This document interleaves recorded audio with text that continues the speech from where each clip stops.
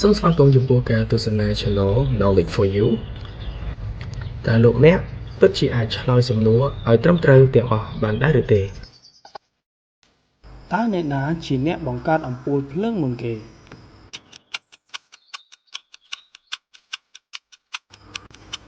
ចម្លើយដែលត្រឹមត្រូវគឺលោក Thomas Edison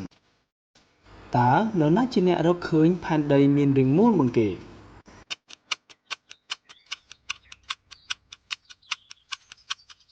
ចម្លើយដែលត្រឹមត្រូវគឺលោក Aristotle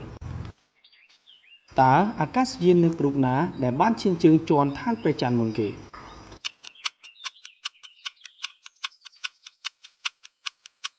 ចម្លើយដែលត្រឹមត្រូវគឺលោក Neil Armstrong តើនរណាជាអ្នកបង្កើតទូរស័ព្ទមុនគេ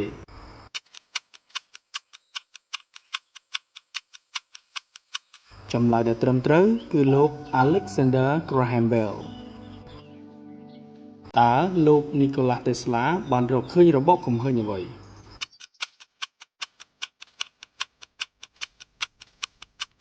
ចម្លើយដែលត្រឹមត្រូវគឺចរន្តឆ្លាស់តើនរណាជាអ្នកបង្កើតកុំព្យូទ័រមុនគេ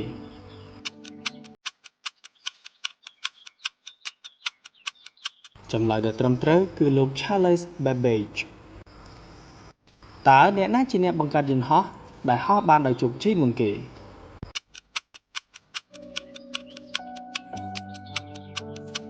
ចម្លើយដែលត្រឹមត្រូវគឺ A និង B គឺលោក Orville Wright និងលោក Wilbur Wright អរគុណសម្រាប់ការតាមដានទស្សនាបើចូលចិត្តសូមជួយ Subscribe ដើម្បីទទួលបានវីដេអូថ្មីៗបន្ថែមទៀត